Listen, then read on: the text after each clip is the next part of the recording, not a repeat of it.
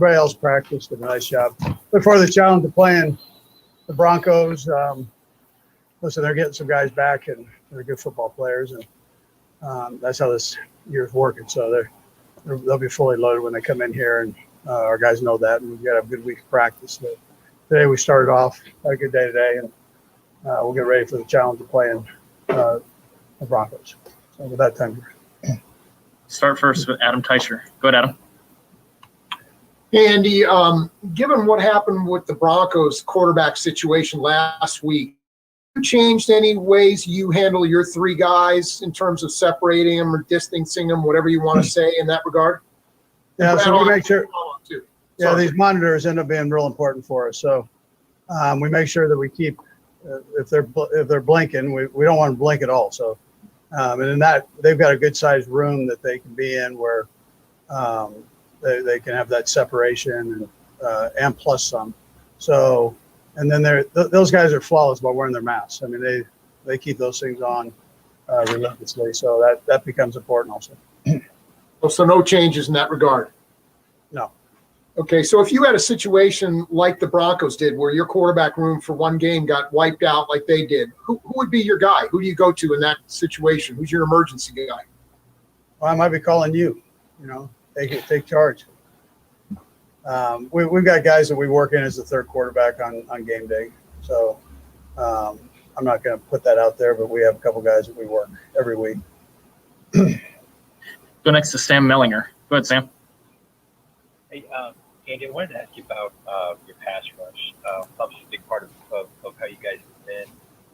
I think you'd agree you didn't get home enough against the Bucs in the last few weeks. What part of that do you see is the competition, the guy across from them? What part is your guys need to beat their guy? What part is blitz called on that? Yeah, so sometimes that can be determined by, hits on quarterback.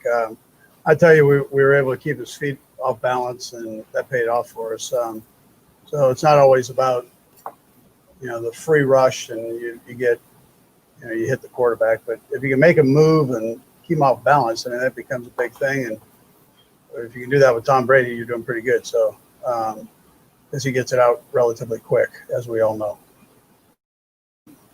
So I thought we did a pretty good job in that area. And this week, and it's important that we keep building on that. And nobody does it better than Brendan. I mean, he's very good at teaching it, and our guys are responding. So we keep it going. Go next to Pete Sweeney. Go ahead, Pete. Hey, Coach, understanding that a lot has to do with what the defense is doing. You guys have been playing some pretty good defenses. When it comes to the pass protection, do you anticipate any changes potentially to help protect Pat a little bit more, or do you like what you've seen from your guys recently?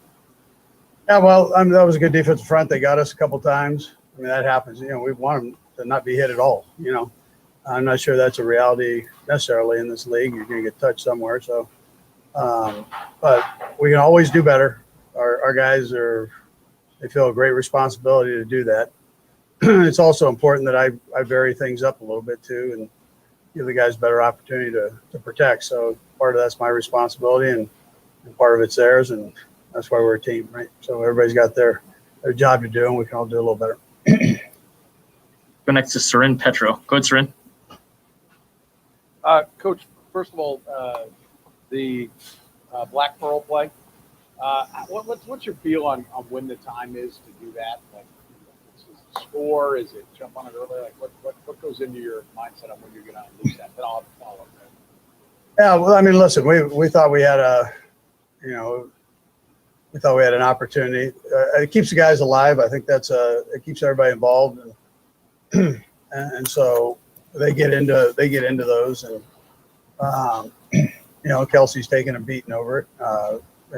Is maneuvering with the football, but that's part of it. We have a wrinkle here or there that we have fun with. So, and hopefully it works. We're trying to score. I mean, that's what we're trying to do, and then I just go off of when I feel that it's right to do, then we'll do it. I mean, everybody has fun. The guys even had fun with it, right? Afterwards, when it didn't work, Pat saying it's him saying, "Throw me the ball," right? That he felt like he maybe got into his head a little bit. Is it kind of like an ace in the hole to be able to kind of jack the team up and take that emotional level up, in a season? Well, they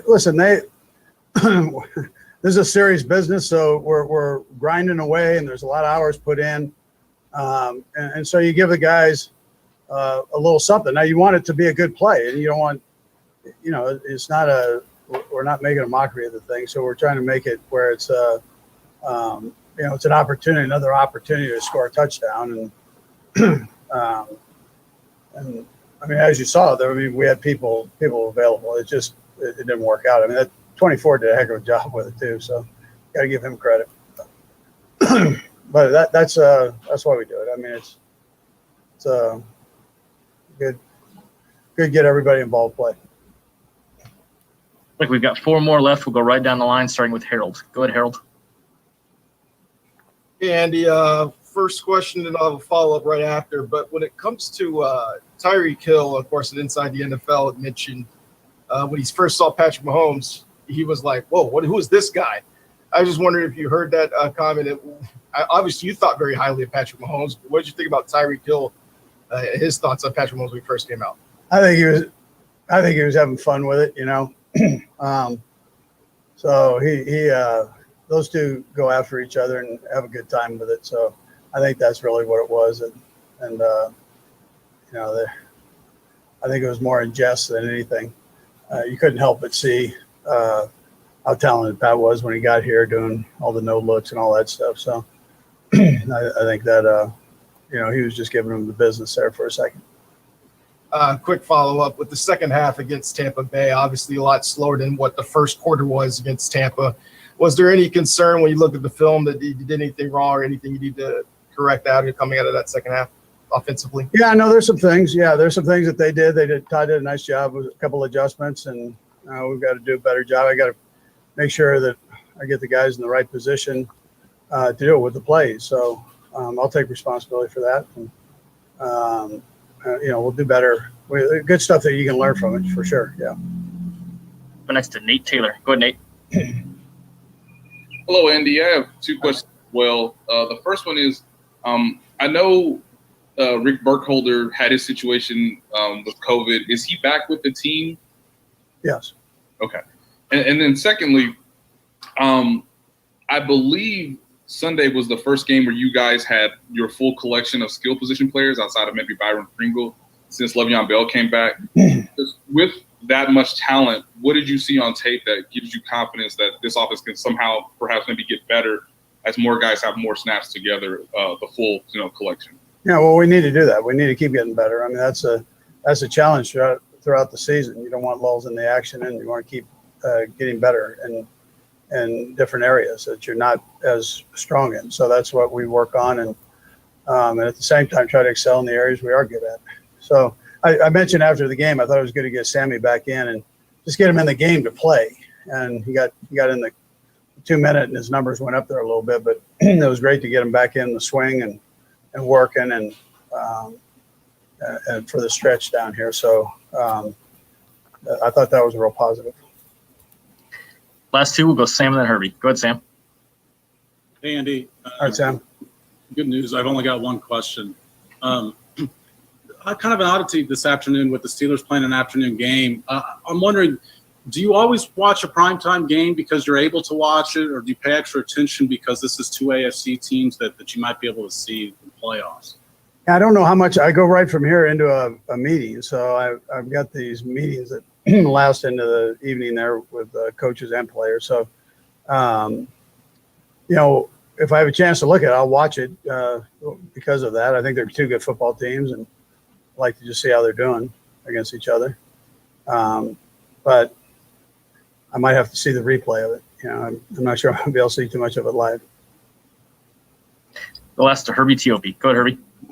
Hey, Coach, just want to say I probably have a better arm than Adam Teicher, just in case you wanted to call someone up. Just point that out. Mitchell Schwartz, I know he's on injured reserve. How is this progress going? And is he a player that you hope to get back before the postseason?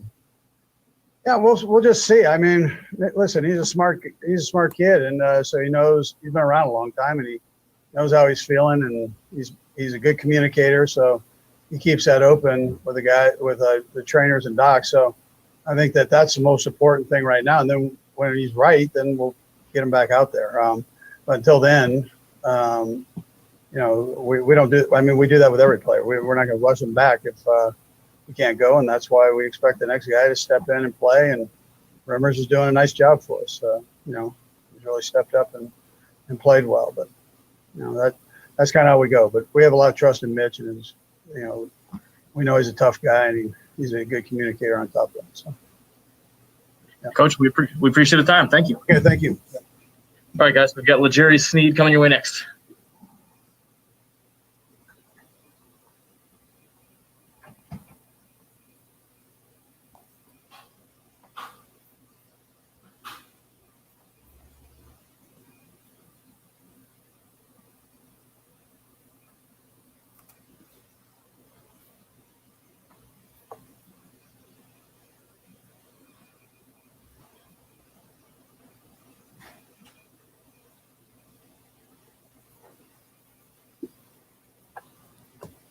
L'Jarius, can you hear us okay? Yeah, all right. Well, we'll get started first. We'll start with Pete Sweeney. Go ahead, Pete. Hey, L'Jarius, welcome back. I was curious, as you were trying to recover from your injury, I know that can be tough, especially after the start that you had. How did you remain positive? And just can you bring us through what it was like to finally rehab and get back with the team? First of all, started off by praying with God. It was hard with my mental, how I started off, and plus me trying to come back and maintain that same image that I put out, But with God, every day anything's possible. So I kept my faith in God. Let's go next to Adam Teicher. Go ahead, Adam. Hey, L'Jarius, just wanted to ask you whether you feel like you're the same player yet that maybe you were in the first couple of games before the injury. And Brad, I'll have a second question as well. So you asking, am I the same person that I was? Well, the same player, yeah. I mean, you feel like you're playing the same way you did before? Most definitely. I'm getting better. My mental wise, I'm playing a new position. It's going to expand my mental, make me think a lot. Make me go home and work harder than what I was working. So, yeah, most definitely made me a great player than what I was. All right. Haven't had a chance to talk to you since the game in Vegas a couple weeks ago. Looked like there was something going on the sideline between you and Chris Jones, maybe some other players involved. What happened there? No, nothing. We just had a little bit of, confirmations with us. But we sat down after the game where we had sat down and talked about what's going on like men supposed to do. Let's go next to Sam McDowell. Go ahead, Sam.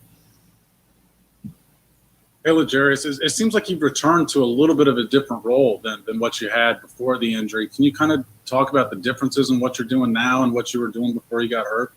I was at corner, I'm out there on the island by myself but nickel is totally different from corner. Like nickel, you got to be in run fits.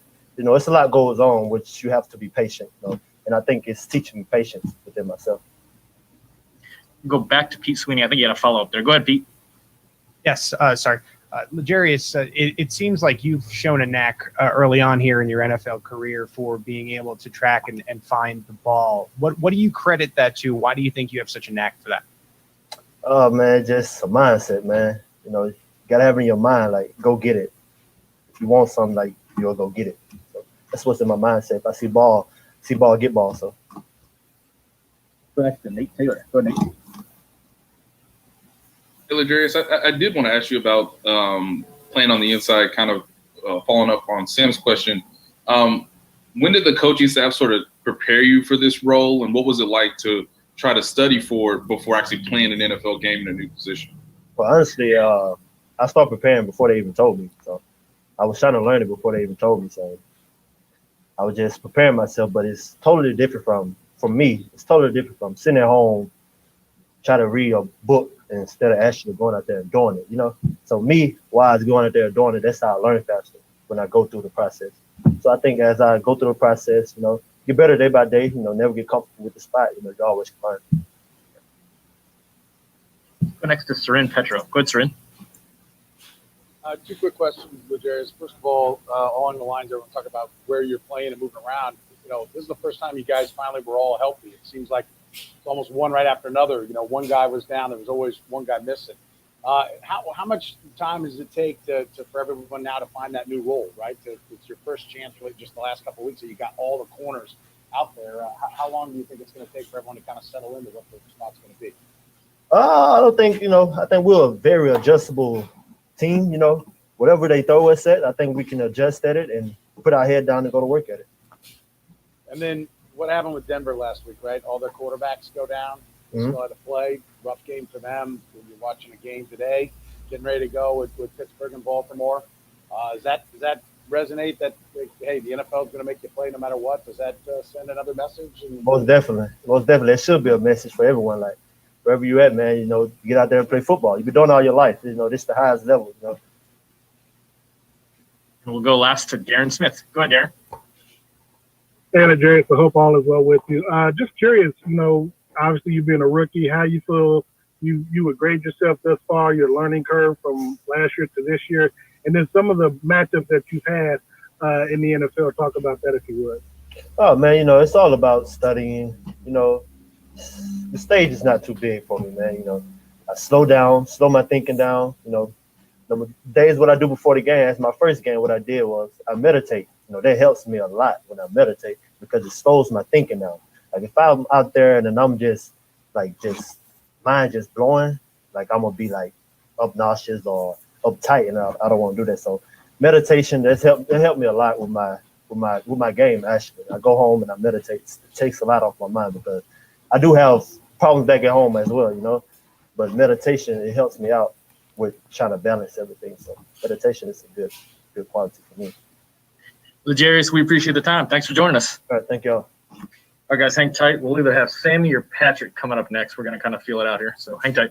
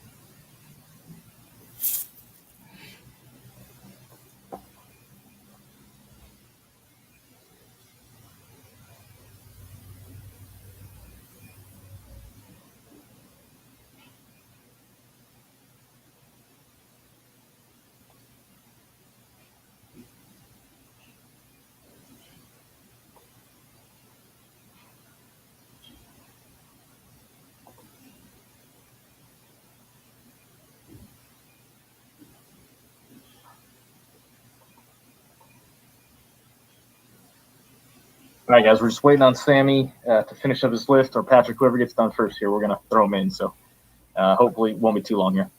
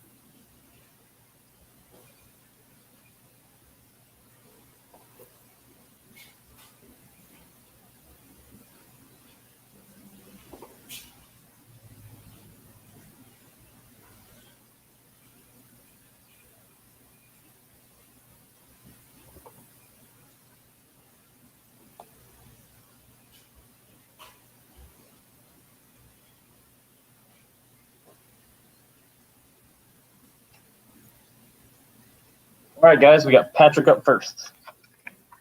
Hey, Patrick, you ready? Ready to go. All right, we'll get started with Adam Teicher. Go ahead, Adam.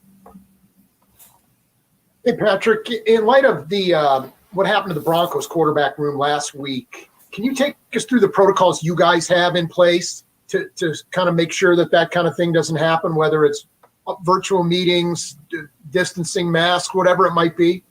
And Brad, I'll have a follow-up too. Sorry.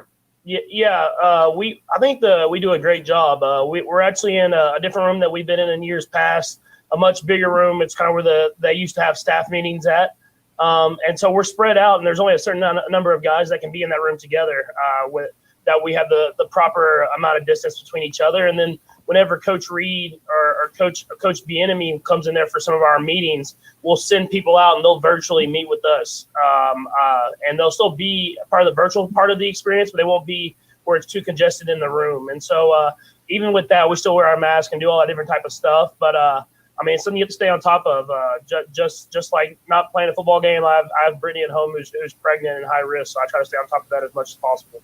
Yeah. All right. And one more thing about your Super Bowl ring. Other than offering it to that guy in the State Farm commercial, do you have you had a chance to show that off at all, or you have any stories about your ring that you can pass along from the first couple months you've had it? Yeah, I haven't got to show it off much. The only people I've really got to show it to is my family, with my mom and dad, and for them coming up to a couple of the games and everything like that. Obviously, with the COVID pandemic going on, I haven't been able to have a lot of the people.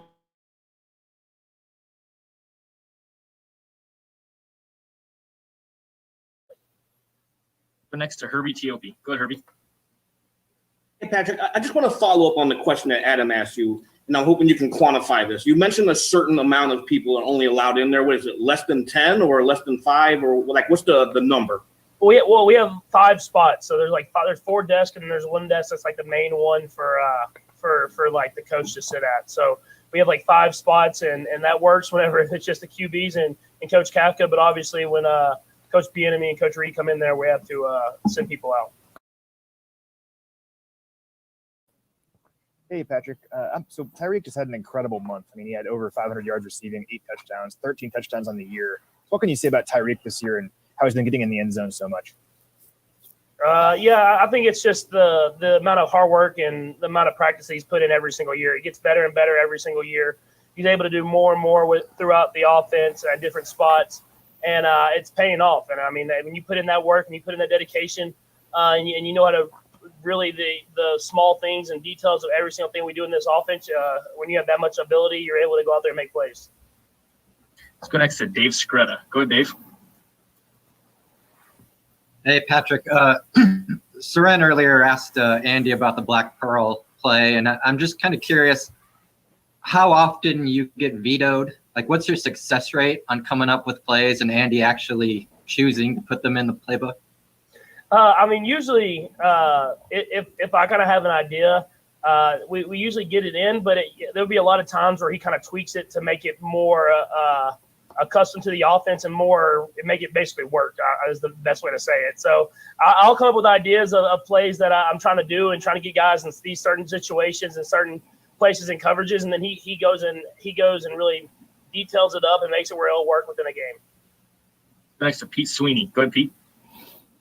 Hey, Patrick, I have a follow-up similar to that because you had come up with the Ferrari right concept early on in the year. What's your process right? Like, how often is this something that you're doing? Where do you do it? If you can just elaborate on your process of drawing up plays.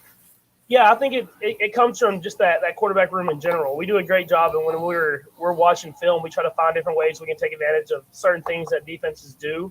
And then we kind of we hone it in and make it to where it's a play that we can get Coach Reid to at least think about. And then once it gets into his room, when you have Bieniemy and Coach Kafka, they really make it and detail it up so that we can explain it to the offense and make plays that go out there and have success. Looks like we've got 4 left. We'll go right down the line, starting with Sam McDowell. Go ahead, Sam. Hey, Patrick. I didn't mean for this Black Pearl thing to sort of take this over, but I am wondering, you came up with the initial play. Did you come up with the latest iterations we've seen, or were those things that Andy came up with on his own? The slot machine one was for sure Coach Reid. I mean, he had it to where I was running out and faking it, and Kelsey was doing a little shovel pass underneath, And then the last one with the Black Pearl, me and Kelsey had already been working on the kind of tossing it around, and then Coach Reid obviously went and vetoed it up and made it to where Kelsey had the option to run it in or throw it, and it didn't work, but it was close enough. Next to Nate Taylor. Go ahead, Nate. This is not about Black Pearl, Patrick, but you did get Sammy Watkins back. Le'Veon Bell has played his 2 best games in a Chiefs uniform the last 2 weeks. Just when you look at the tape, especially on last week, just what does it mean for you in the offense to have, most of your skill position players with you now, knowing that they're in the offense and you guys can maybe get better with everybody around you? Yeah, I mean, obviously, getting those guys back and getting everybody comfortable within the offense, it helped us execute at a higher and higher level. And then having those guys, it takes the pressure off some of the other guys that have been producing so far this year. So that's why you're seeing guys like Kelsey and Tyreek kind of starting to get off more and more later as the season goes on. Is because when you have other playmakers out there, you can't put all those guys on top of those guys. And then when you do, we have guys like Sammy, McCole, D-Rob, Clyde, Le'Veon that can all go out there and make plays as well. Let's go next to Seren Petro. Go ahead, Seren. Just a quick one and a follow-up. I will go back to Black Pearl, right? The trick plays, like, how much does that loosen things up? I mean, I know football's fun and you guys enjoy just playing the game itself, but it is a grind, especially this year in a COVID environment and everything you guys are trying to work your way through. How much does that, maybe lift the team, give a little energy to guys when you have those kind of things? Even just know it, even if you don't get to it that day in the game, just, maybe the week of practice going through and breaking up the monotony and knowing there's some fun stuff in there. Yeah, I mean, you said it. I mean, I couldn't count how many times there's plays that we came up with that didn't get ran in the game and never really got ran because we're just trying to create. We're trying to be creative. We're trying to have fun out there, enjoy it day in and day out. And Coach Reid lets us be creative out there by putting in plays like that. And so, obviously, we try to execute the basics and the base plays as much as possible. And then when we get our opportunity, we try to execute those plays so that he'll call them more often. And maybe I misread him, right? He seemed to have kind of like Friday grumpy Andy Reid today, kind of short Andy Reid. So is that, I was asking him kind of a similar thing, and he kind of kept coming back to, well, it's designed to score, right? That's what it is. Is it vital you get that thing in there so grumpy Andy Reid doesn't come out and not call those plays? Man, yeah. I mean, he's calling those plays. You got to execute them. I mean, he wasn't grumpy when I was with him. I mean, it's Christmas season. That's like his favorite time of the year. So, I mean, y'all might have made him mad. I'll see him in this meeting later. Let's go last to Steve Walls. Go ahead, Steve. Hey, Patrick, something off the field, man. Not all professional athletes get the opportunity to have their own signature shoe. Is this something that's been in the works for you? And if you could put your salesman hat on for a second, why should folks go out and pick those up for a holiday gift? Yeah, it's not technically my signature shoe. That's something that I hopefully will be able to work with Adidas and get my own type of shoe and stuff like that. But it is a collaboration that I'm doing with Adidas, and it's kind of my hometown White House Wildcat colors of our own type of Ultra Boost. And I've already gotten a pair, and I mean they're sweet, man. I mean they're comfortable. You can go out there, they look cool, and hopefully this is just a start, and we're able to collab more and more, and then eventually I'll get my own signature shoe, and hopefully that'll be something that'll be pretty sweet that I'll have forever. Patrick, we appreciate the time. Thanks for joining us. Thank you. All right, guys, we got Sammy coming your way next.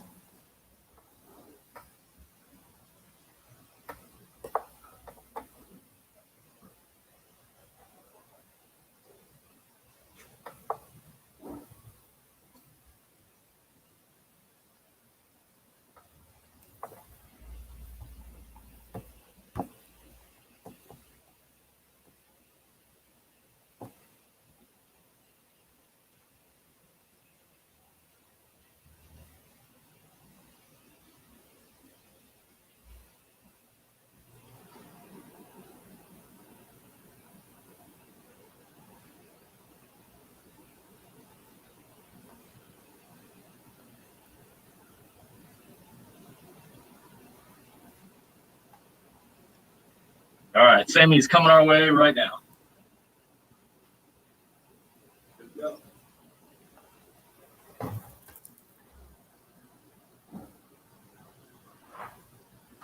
Hey, Sammy, you hear us okay? Yep. All right, we will get started, and we will start first with Harold Coons. Go ahead, Harold. Hey, Sammy. little bit of a off the football related question, but I just spoke with Amadou Dia, who said a lot of good things about you as your friend from Clemson, and Sporting Kansas City has their match. Just still wanted to know what your relationship is like with him, how much you guys still talk, and how much you're rooting him on to try to bring another championship to Kansas City. He actually hit me up like a couple months ago. I think he was in camp. But that was a guy, man, that I grew up with, man. At Clemson, we both two young stars, and we both helped each other out during the time that we were there. But I hope he continued to have success, and he was a good soccer player. Let's go next to Nate Taylor. Go ahead, Nate. I mean, just what impressed you most about being back with the offense after spending some time away from the team? And then what did it mean for you to play the role that you played before and to see the success that, maybe someone like, Tyreek Hill had because you were back on the field? Those guys are rolling. So I'm just trying to catch up to their speed. I go out and I'm like, man, dang, 10, you got DeMarcus Robinson, you got everybody, Kemp, freaking Trav, everybody freaking moving fast. I'm like, man, I got to catch up to that speed. But the offense is going to continue to do what they've been doing without me or with me. I'm just trying to catch up and add my game and my style of play to the game, and and continue to go out there and have fun and play and keep winning games. Let's go next to Adam Teicher. Good, Adam. Hey, Sammy, wanted to ask you about Tyreek. Are there specific ways you've seen him improve since you've been here with the Chiefs? Of course, on the field, he's fantastic. He's amazing. But off the field, I think he has grown as a young man. You see he's with his kids. You see he's doing the little things around the building, which is taking care of his body, just being uplifting, being the guy that he always been. And I think that's the most important thing when you got a guy catching 10 touchdowns and 1,000 yards, how he is off the field. And I think he's been amazing this year. And I think that's the blessings that he's getting on the field with, scoring touchdowns and having all the receiving yards. Let's go next to Pete Sweeney. Good, Pete. Hey, Sammy, welcome back. Probably wouldn't ask you this in a usual year, but we probably won't get to talk to you again for a while. But how are you feeling about the organization in the long term? Do you feel like this could be a fit for you in the future? I know the contract is this year. How have you felt the year has gone, and then again the organization in the long term? I don't know what's the hold of the future. All I can do is just keep playing my game and having fun and enjoy it. Of course, I love it here. I enjoy it here. Of course, we're 10-1. I love to win. And, if something get written up and it fits me, fits my agent, of course, I would love to be here. But right now, I just want to focus on the season and continue to win and, hopefully bring home the Super Bowl. Go next to Sam McDowell. Go ahead, Sam. Hey, Sammy. How much, or I guess at what point in the season do you start looking at the standings, what teams you might need to lose for you guys to gain a spot in the standings? And to that end, how much are you able to pay attention? I know you guys have meetings and stuff, so how much are you able to pay attention to sort of what's going to go on with the Steelers-Ravens game today? I really don't pay attention to it. I let the coaches take care of who we play and how we play. But I think if we just continue to play how we've been playing, winning our games, controlling what we can control, and whoever we play, they can line up the freaking 85 Bears. And as long as we playing our game and doing our thing, I think we'll be okay. Got two left. We'll go Matt, Derek, and then Karen. Go ahead, Matt. Hey, Sammy, over the last, few years, you've worked in the offseason and tie with Keith Williams up in Nebraska. I'm just curious, what's it like working with Coach Williams, and what have you guys, learned and gotten from him? We call him Unc, but he's a great guy. I think he knows and played this game at a high level. The way he coached things is totally different from many other coaches. And not only that, but I think he truly cares about us. I haven't answered his text, and he's calling me like, hey, don't make me drive up there. So I think he truly cares about our well-being, and but definitely coaching, man. He's definitely helped not only me, but several guys in this league. We'll ask to Karen Cornack. Go ahead, Karen. Hey, Sammy, I have two questions for you. Good to see you back, by the way. We've missed you. Yes, ma'am. We've been talking to Patrick and Kelsey and Andy Reid about this Black Pearl. How much do the rest of the team follow when your teammates are designing plays? And do you get to vote on anything? Have you ever seen anything quite like this before? I've never seen the type of players that we have, and to have that much, we got one of the best quarterbacks in the league. So I think whatever he says, we're going to kind of follow it. And then, I think it happened, early in the week where he did one thing and it was successful. Then week 2 and week 3 and week 4. So I think he's just been so creative to where it's like, everybody, let's give it a freaking try. And it's been working. And I hope he continues to create whatever he's creating, and let's keep scoring touchdowns. That's awesome. And then my other question just is, when you're playing a team that has been down, whether it's because of the numbers of COVID tests or whether, things just are injuries, but Denver has not had the season they want. How do you guys face? These guys are like a rival. They're in your division, but they've really struggled this year. So what is the mentality when you're facing a team like the Broncos who've gone through so much?